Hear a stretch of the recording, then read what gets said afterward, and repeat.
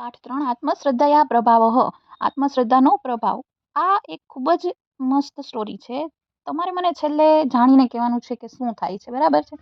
એકદમ ખાસ ધ્યાનથી સંસ્કૃત અને ગુજરાતી જુઓ અને સમજો.